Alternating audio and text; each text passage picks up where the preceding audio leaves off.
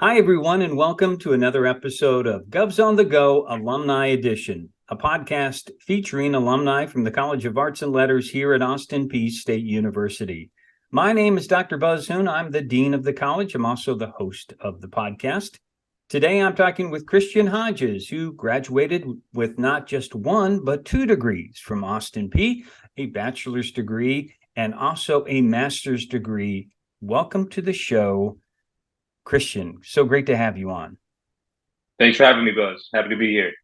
So let's give everybody a life update. Let's tell everybody where you are and what's going on in your life.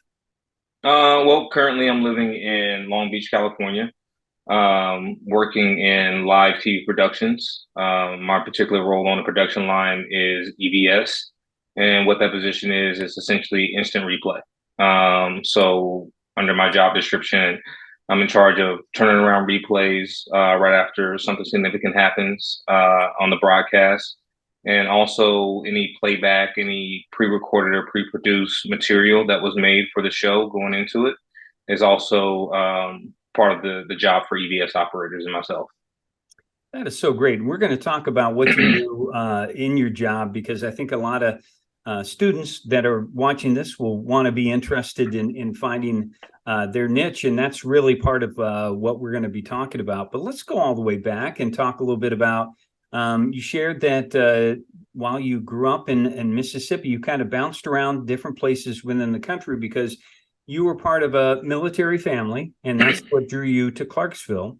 Eventually you came here, and I always like to, begin with sort of this question of, how do you think, being part of a military family impacted you personally growing up, and then also maybe the transition to living in Clarksville? What kind of impact did that have on you? Yeah, so like you said, I was born in Mississippi and I was part of a military family, and that's how I ultimately ended up in Clarksville. Um, and it was a fun experience. It allowed me to kind of move around, see a lot of different things, get a lot of different experiences, made me comfortable with transitioning, if you will. I think that was the biggest component coming from a military family. Change was it made me adaptable to change, if you will. And also being a part of that military community in Clarksville was nice because it was something I'm sure a lot of your students can relate to, because a lot of people in Clarksville are military families. So having that in common with a lot of other students and even some faculty members at Austin Peay was something that was beneficial as well. Yeah, you talked about that transition, that ability to handle transition very easily, and I think that from my discussions with other people that have been part of the military family about how when you pick up and you have to go somewhere else, and being able to relate to people and make those kind of connections, because as a kid you have to get a new group of friends.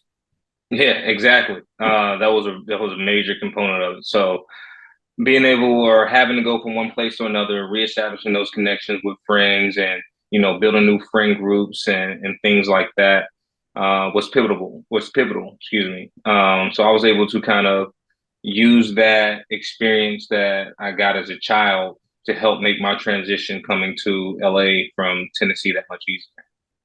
What kind of things did you like to do growing up, and once you got into this sort of uh, into the teen years, what kind of things did you enjoy doing? Was sports an important part of your life? Very much so. I was very big into sports. I watched sports, played sports. It was definitely a central component to my life, as well as video games. Played a lot of Madden Oh. and things like that. So um, that's actually kind of how I ended up getting into sports as a profession. Prior to me going to Austin Peay, I actually attended school at Western Kentucky, and I transferred after about 3 semesters. And while I was there, I was actually a physical therapy major. It did not take me long to figure out that science wasn't my strong suit. Mhm. So I had to go and find a new path, and, taking on that advice, that people would say quite often, which is do something that you love and you'll never work a day in your life. So I had to give some thought to, what it is that I actually enjoy, that I love, and it was sports. And that kind of navigated me to the comms department at Austin P. We had a faculty member there who was integral in getting me involved in working in the sports production. His name was John Mosley. So building that connection with him and then moving to the department and kind of working in live sports productions was something that just really lined up with both my interests and my education and also what I ended up doing for a living. So it was I was fortunate, I'll say that, to be able to follow on that track and have the opportunities that I had that Austin P made available to me. So did you get involved right away? I mean, did your first semester here, did you reach out and find a way to get connected? Did John find a way to include you? Yes, it was pretty immediate. It was because I knew John's son, Will or William, and he connected me to his dad. He told me that his dad worked at the university and what he did, and then from there it was just kind of a light bulb moment. So he connected us, and then he invited me to show up at one of the productions, just kind of get an idea to see what it was that they were doing.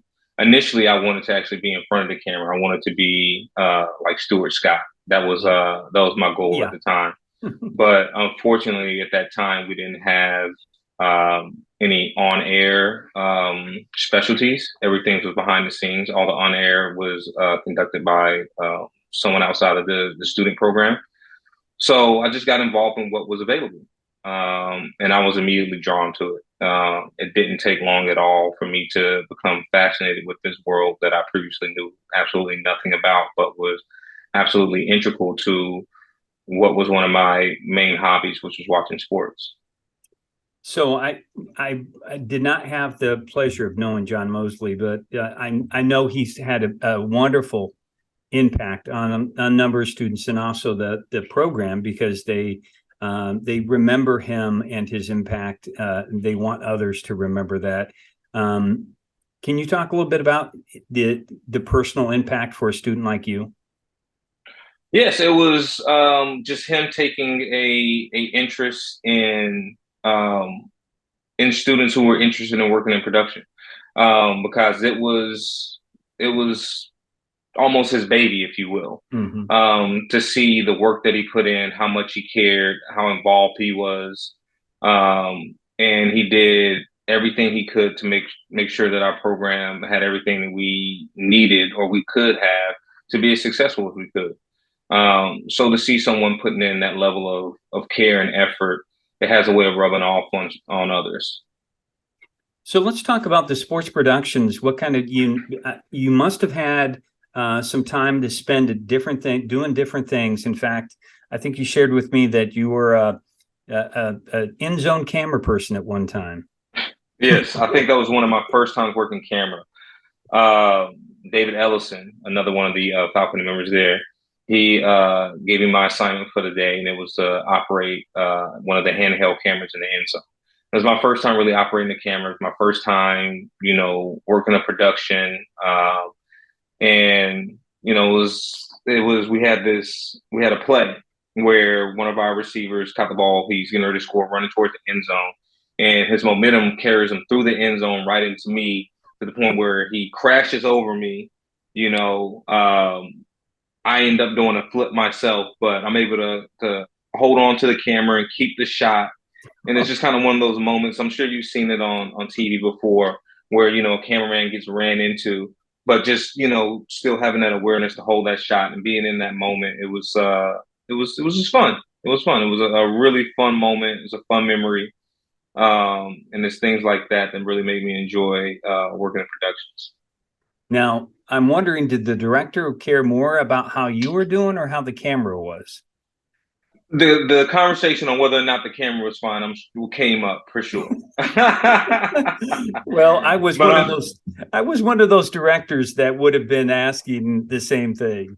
Yeah, but no, it was fun.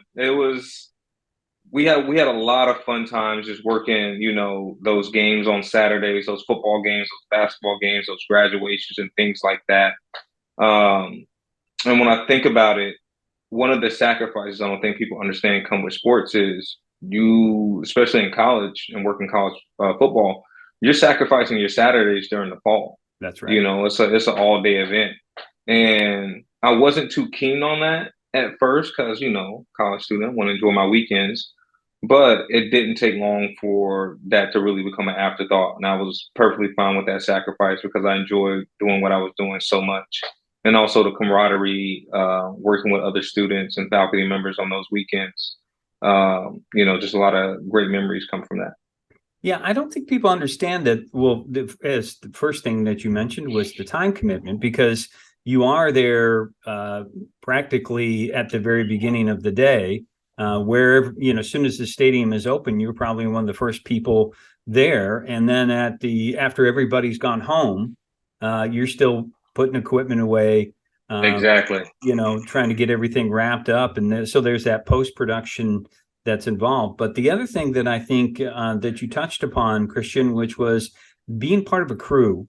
I mean, you can be outstanding as a camera person, as a replay, as whatever part of that, but you want everyone else to be just as good. You want them all to have the best experience and the best day that they can possibly have at each position, because that means you've now put together a production that can be enjoyed by other people that are watching the game. And that's something about that camaraderie, as you mentioned.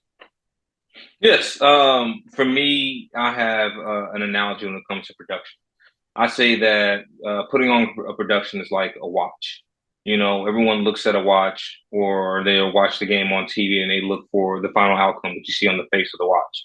But what you need to realize is that underneath the face of that watch is you have a lot of different mechanisms doing a lot of different things, and they're all working in unison. They all have a very specific job to do, and they all have to do it at the right time for you to get that final outcome that you're actually looking at. And that's really what it's about. So everyone has a role to play. Everyone's equally important in making sure we get that outcome that we want. I like that. I'm going to use that next time I have to talk to a young person about the possibility of joining sports broadcasting as a major. You mentioned that you worked some graduations. You also, I think, helped out on some the news shows on Fridays. Yes, sir. Yep. So, I was yeah. What was? I mean, were you just trying to get a feel for it? What other things you could learn? Well, yeah, I was just trying to get as involved as I could, really in any aspect. I was all in. I really was. Wherever I could help, wherever I can lend a hand, wherever I could learn something, I was always there. When it came to the news show, that was a fun experience because that's where I was able to get in front of the camera. I was the sports announcer on that show. If anyone were watching it, those broadcasts, I don't know how how great my skills were, but all the same, it was a fun experience, and I really enjoyed that. So, and that was the other thing about being a part of the comms department at Austin P is you're just really involved in a lot of different things, and the more you involve, the more you're involved in, then the more you're able to learn, the more you're able to grow. Yeah, absolutely. And I think it's important for any comm major that wants to be on the air to do production, and any production person do a little bit on air of the performance bit, because you have to have compassion and understanding how difficult each role can be.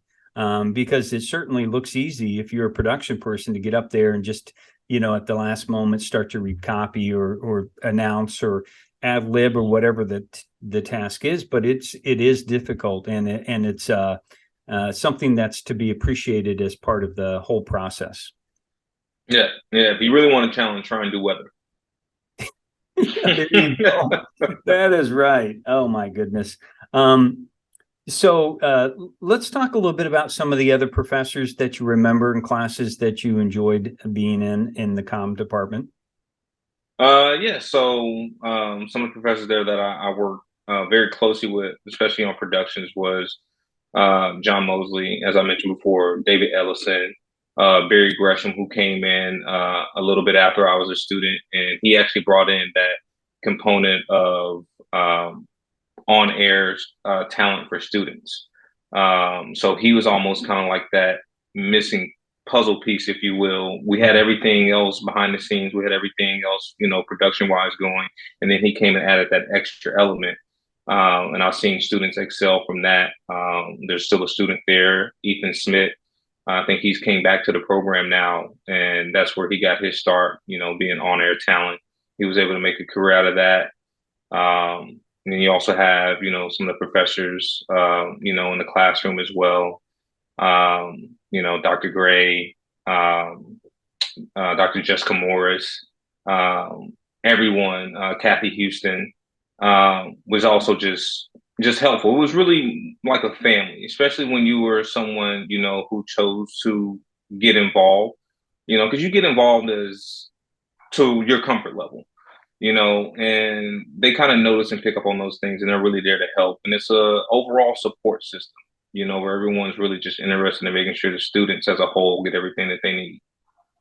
Yeah, I try to warn our comm majors that, especially the ones that are really talented, once somebody finds out you're really good at what you're doing, you're going to be asked to do almost everything because they, how, because pretty soon the word will spread and everybody wants to be, wants you to be part of their crew, wants you to be part of their whatever project they're working on, or pretty soon athletics comes calling. It's funny that you have to decide, once you're really good, that you have to know what to say yes to and what to say no to, because pretty soon everybody wants you to be part of their crew.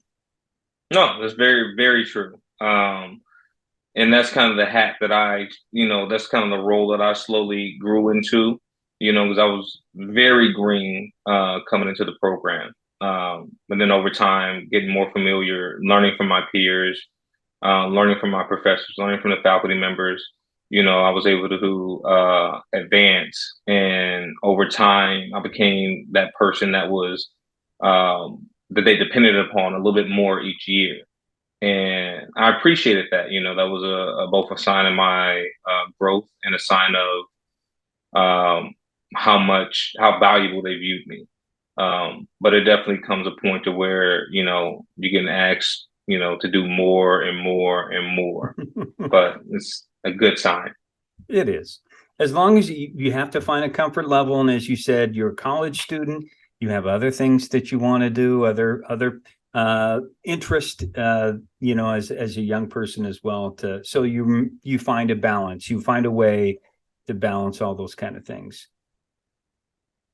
So Christian, let's talk a little bit about after graduation, because we have this time where you're in Clarksville, Tennessee, you're graduating, and now you're in California. So how did you get there? And that must have been a real all-in type of moment.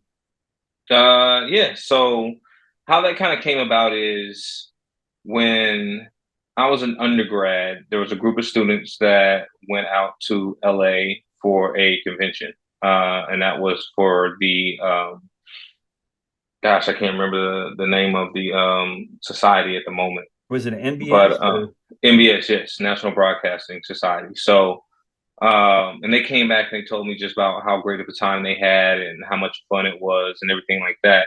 And I didn't have any interest in actually moving to LA, living in LA, or anything like that. I actually didn't want to do it at all. But they had so much fun that I made a promise to myself that if I ever had the opportunity to go again as a student, that I would. And during my last semester in grad school, I had that opportunity. So I did the things I needed to do to make that happen. And I went on that trip. And for me, it was just as soon as I landed at LAX, something just came over me and I made an instantaneous decision right then and there that I was going to move to LA. I didn't know anyone there. I didn't know anything about the city. It was just pure intuition. So I went through the conference and I used that as, try and get my foot in the door, network, meet different people, whatever I could to kind of position myself to make that transition. I came back to Clarksville after the conference, and I began to tell everyone that I knew, what my intentions were. Because I'm a big believer in 6 degrees of separation. No matter what it is you're looking for, you're trying to do, there's someone out there, you're connected through no more than 6 people that can help you achieve that goal. And through that, I was able to meet. I was able to get introduced to a lot of people to kind of help facilitate that. Barry Gresham introduced me to fellow alumni Richie Schuler, who was working for ESPN3 affiliate at the time. So he became a resource to me. Um, Jessica Morris, she had a former friend who was a writer. She introduced me to her, and she's actually, going on to do great things. She's written on several shows that people watch. She was a writer on Power, and she just signed a new deal with, I want to say, CBS. Um, so I just kind of took that approach. And after the summer, I packed up all my stuff, loaded it in the car, and I just drove west. Hmm. I was able to, get connected with a distant family member out there where I was able to secure housing. Um, and yeah, I just made the leap. I just made the leap. When I left, I didn't have a job. I didn't have anywhere to stay. I figured out the housing by the time I got to Texas. As far as the job, I had a internship lined up. That went well, and that was through Richie Schuler. And that was more just like just something to put on a resume. It wasn't really paying the bills. But I was able to kind of survive for a little while until things started to fall in place for me. So how did yeah, and first of all, that's amazing. I mean, that's just it's in part, I'm just blown away, and it's very admirable that you just have that kind of confidence. That's terrific. But as you said, you were trying to make those connections, which is so important, because I think that especially in the live sports business part of it, it is about that people that you're going to work with have to have confidence in that you can be part of their crew. So if they're Yes. going to bring you on, they have to know that you're going to be able to do the job. And that's the big component of it. Honestly, I think it really just all comes down to trust. Because like as we talk about the analogy with the watch, everybody having a job to do in that particular task that we have to play. So when a director or a producer or someone's putting together a show, they're looking for some sense of familiarity with the crew that they have, or they're looking for someone that they know that can trust. Whether it's someone that they work with before that they trust that's able to pass along that recommendation, or if they worked with you in the past. Because that's really what it comes down to. Because there's a lot of different things happening all at the same time that you don't have to. They don't want to have to worry about, is this person going to be able to execute, what I need them to. So if you have that trust, and they can just kind of put that to they can put that aside, and they'll know that whenever you're called upon, you can do your job. And that's really what it comes down to. So what do you remember what your first professional gig was?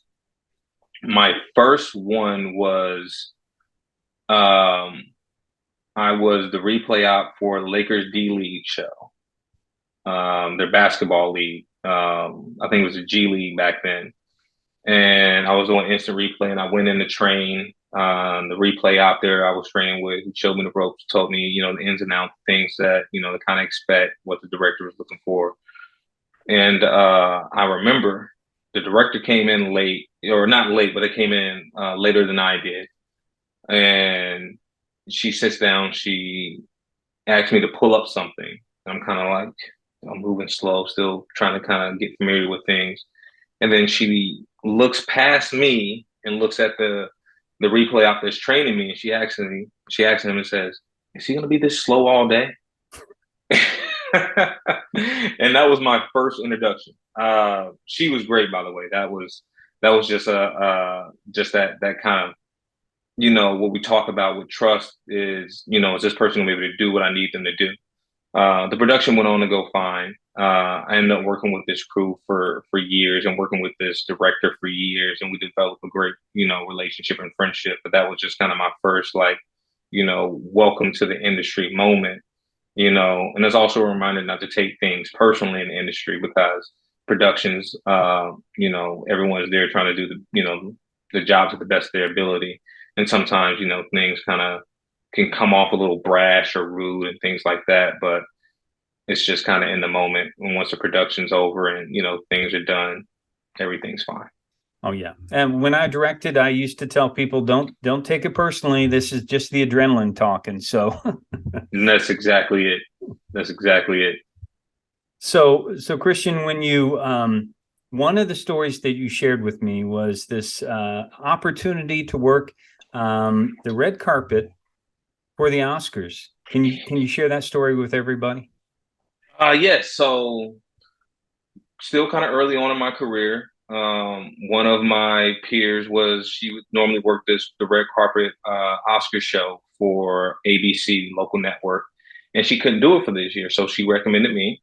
And because she was such a good operator, they trusted her, so then they brought me on, and it was first off, it was an amazing experience. You're there for 2 days, setting up, and then the next day setting up and rehearsing, and just getting ready for Sunday to show day.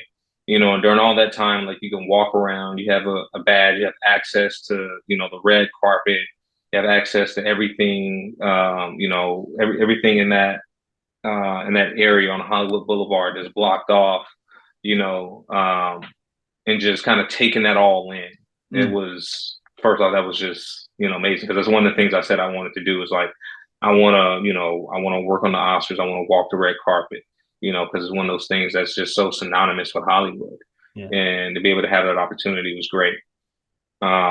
So this first year I did my show, and this particular year we only worked to a certain time period where after our show was done, the red carpet was still open, and then you still had some of the guests of the show still walking in and things like that. So I was like, as I leave, let me just kind of walk by the red carpet and see who's scrolling through. And when I walk up that way, I see a person getting ready to make their entrance from the limousine and all that, and get ready to walk down the red carpet, and it's Kobe Bryant. Mm. And it was just to be in LA, to see Kobe Bryant, to see him walking down the red carpet, in that moment, just to have that timing, just so perfect for me. And then for that to be the night that he won his first and only Oscar was just a fun memory for me. One of those, kind of like time capsule moments. So I really cherish that and very thankful for that opportunity. And I've been able to work on that show every year since. So that was great. Yeah, it must be hard not to want to geek out about the celebrities all the time, though. You try. I do a good job of not doing it because I mean I see these guys everywhere. Whenever you're working at like Staples Center, our truck is parked in the garage where the players park at. So you'll be walking around and you may see LeBron, walking in, getting ready for the game, or any number of players or athletes. And that's really anywhere you work. And then also the same thing we talk about working in certain networks and places like Fox Sports or NFL Network. I remember one morning I was working at Fox Sports on a Saturday, and I went downstairs to go do something, and in the lobby, Randy Moss is just sitting in a chair, and just like sweatpants and the slippers, just on the phone, just having a casual conversation. And Randy Moss is like, "Hey, how you doing?" It's kind of like, "Oh, Randy Moss," or I'm at NFL Network. I'm going in to get breakfast in the morning, and I'm standing in line, and the guy in front of me is Terrell Davis. It's just you know moments like that, where it's just kind of like, oh, okay, this is cool. If you could go back in time and tell young Christian, you're going to be able to be around some of the real legends of sports. I mean, that would be a cool thing to be able to share and say, yes, it will happen. Yeah, I didn't see it, but to be able to experience it now is a blessing. Yeah. So, Christian, one of the things that happened, of course, to everybody when COVID happened is things got shut down for a period of time, and then they reopened. There was a adjustment about how we were going to do live sports. How did that impact you? Yeah, so that was a major shift in the industry, kind of coming out of COVID. Of course, when it comes to travel and then proximity to people, One thing to know when you're in those production trucks, they're large trucks, but there's a lot of people in there and it's a tight enclosed space.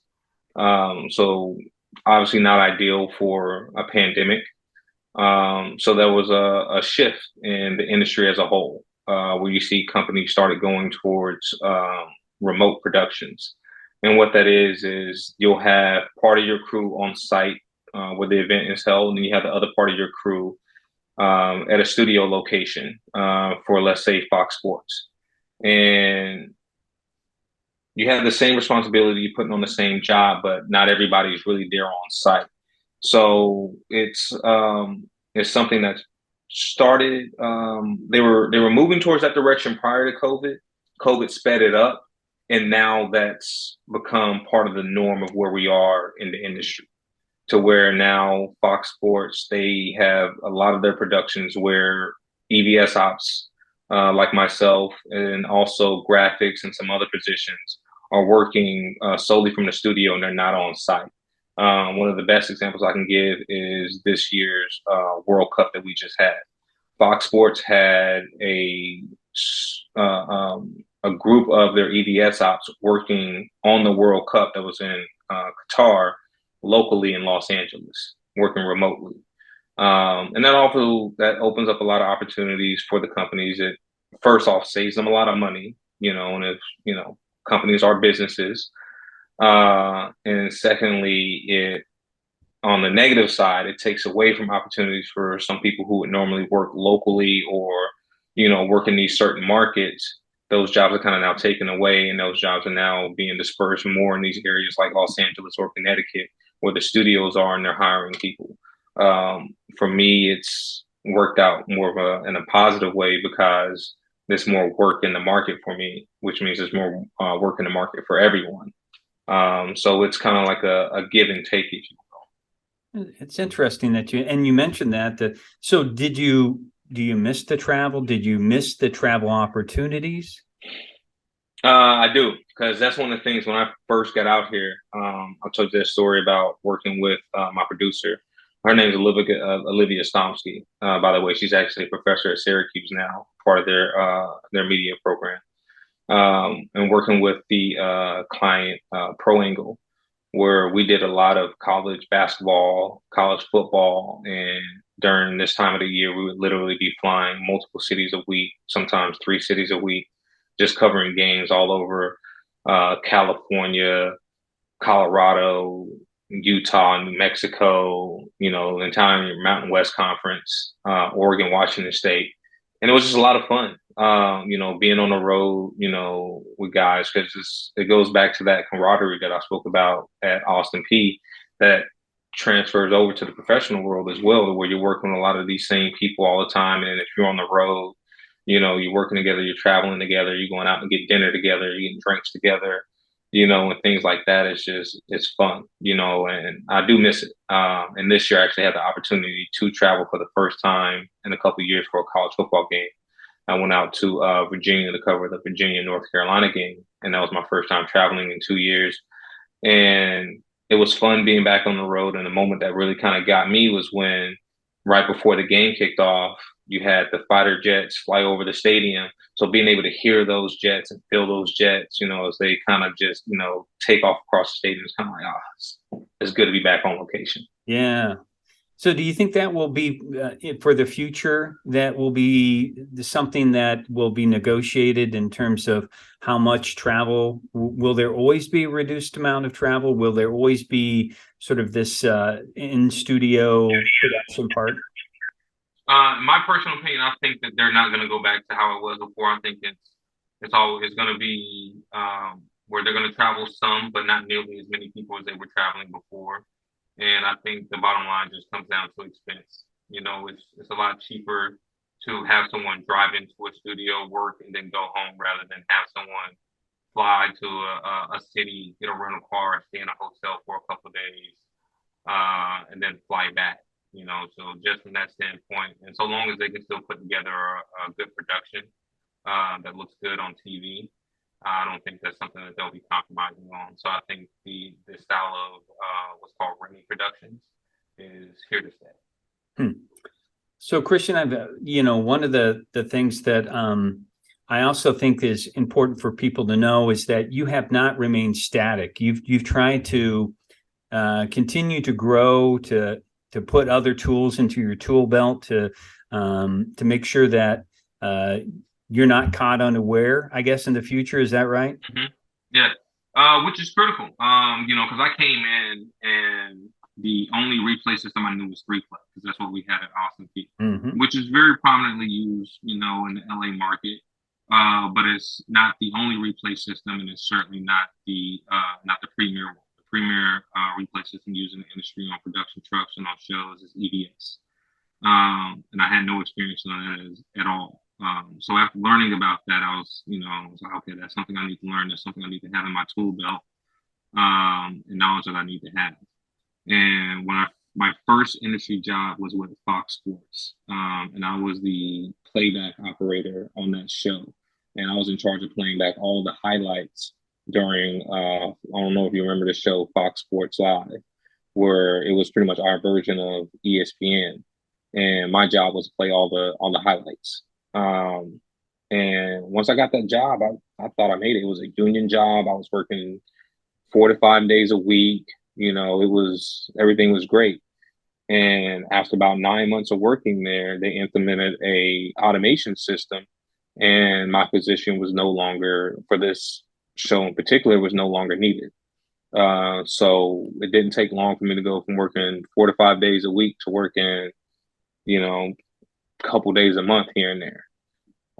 So I had to make sure to keep myself kind of spread out. I had other clients like Pro Angle that I was working with that kept me busy as well, but I had to acquire more of those clients, and I had to also begin to learn more replay systems to give myself the most opportunities I could. I to give myself the most opportunities to work as possible. And coincidentally, after leaving Fox Sports, after a couple months, I ended up slowly transitioning into working in esports, working in a lot of video game productions and things like that. And that's another thing that's kind of taken over the market over the past few years. You have a lot more of those types of productions. That's interesting because it's you mentioned growing up, video games was something that you had interest in besides sports, and now you're staying in those worlds as well, which is kind of cool. Christian, we always like to, we are so grateful for your time today, but we always like to sort of relate back to what kind of recommendations you might have for students that, like you, sort of have some interest in trying to find an area, a job, a position that they will love to come to. What I would just recommend to students is take advantage of all the opportunities you have in front of you right now at Austin Peay. We have two studios there, our own television station, we have editing booths, get your hands on as much as you can and sit in as many seats as you can to try and get a feel for what it is that you may like you to do. Um, and it's also important for you to do that because once you graduate, you're not going to have those resources available to you in the working world. Um, for me, I was able to take a class for two of the replay systems that I use. And for the other ones, I had to learn on my own. When it comes to, maybe learning how to TD or learning a new switcher, you can't just, walk into a studio and say, hey, I want to train on your equipment. It doesn't work that way. So you have a real advantage right now to get your hands on equipment, to learn, to make mistakes at the collegiate level. So make sure to take advantage of that. I would also say to, use your faculty members, use your staff, use everyone that's at the university as a resource too, because they have a lot of real world working experience.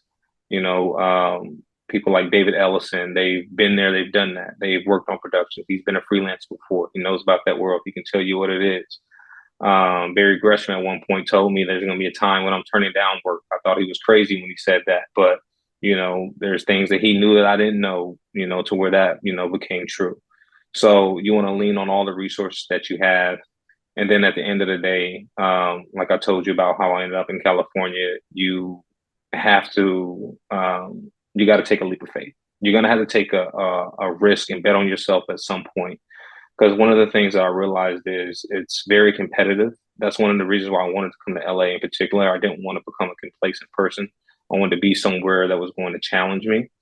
Um, and when it comes to that, especially like a market, especially when it comes to a market like LA, you have to realize that there are already so many people here trying to get the job that you want. And if you are in Tennessee and you're trying to get a job in LA or New York, they're going to be less likely to hire you coming from a place like that when they can pull from the pool of people who already live in their backyard. Because the logic that I apply to that is when a company hires someone, they're making an investment in you, and not all investments work out. And if they're thinking from a logical standpoint that I'm gonna, hire this person from out of state to come out here and work who's never lived out here before, what if they get out here, they get homesick, or they don't like it, or something happens where they have to leave? Now they've invested all this time and money into you, and then now you have to turn around and leave. So why invest in someone who's, out of market when I can pull from people who are already in my market? Now, if you're in a place in your career where you already have that resume built up to where you're able to make the transition like that, that makes you, an appealing candidate, it might work. But for someone coming out of college, it's very unlikely. So I knew very early on I had to make that jump, and that's what I did. Well, you certainly are an inspiration, a beacon for us out there in the world, and we are grateful to have you as one of our alums that is from the sports broadcasting world, and we're so proud of you. Thank you. I appreciate that, Buzz. I really do. And thanks for being on the podcast today. Thank you for having me. And thanks to all of our viewers and listeners out there for checking out the podcast. We hope that you will continue to join us as we profile some of our outstanding alumni in the College of Arts and Letters here at Austin Peay State University. So until next time, stay safe, take care, and God bless.